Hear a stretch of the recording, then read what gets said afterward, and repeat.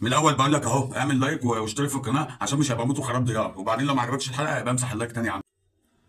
اخبار الفيزا ايه؟ اخبار الفيزا ايه؟ مليت من اعلانات تمام، فيللنا، كومباونداتنا تمام. انتوا وديتوا شخصيه النادي الاهلي في داهيه، عشان ما عادش في شخصيه للنادي الاهلي. اي حد بقى بينزل بقى يبقى طمعان فين. على راي الراجل بتاع المقاولين، انتوا فرقه ملط فعلا. كان عنده حق فعلا مع انه اعتذر، بس هو والله كان عنده حق. خلاص يا جدعان، الدوري في ايه؟ الدوري دلوقتي في رجل لعيبه الزمالك.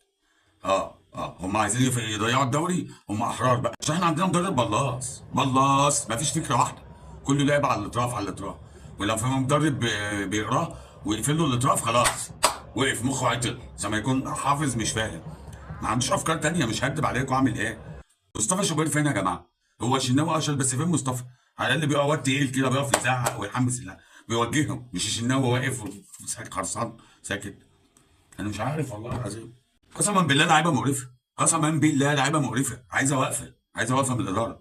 ده كلهم عايزين اعاده ضبط مصنع يا جدعان. والله العظيم فين الكلام؟ فين؟ فين حد بيشيل بيقول لك امام عاشور هو اللي بيشيل الاهلي؟ امام عاشور ما تصدقش الكلام ده عزيز. اللي بيشيل الفرقه فانيله النادي الاهلي والجمهور. يعني معلش صوتي منبوح من القرف اللي انا كنت فيه النهارده.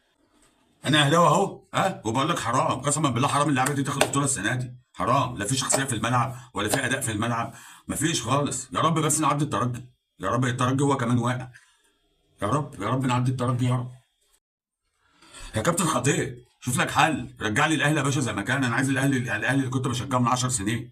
انا ماليش دعوه، رجع لي يا باشا اتصرف. انا مش عايز بطوله، انا مش عايز بطوله، انا عايز روح الفانيلا ترجع تاني. الرجاله دي، الجمهور اللي كان يحرك الصخر ده، تخلي الروح ترجع في اللعيبه تاني.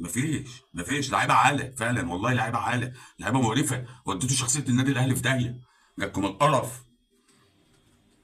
وفي النهايه يابا بقول لك اعمل لايك واشترك في القناه عشان خاطر كده، عشان مش هبقى موت وخراب ديار. يلا سلام عليكم.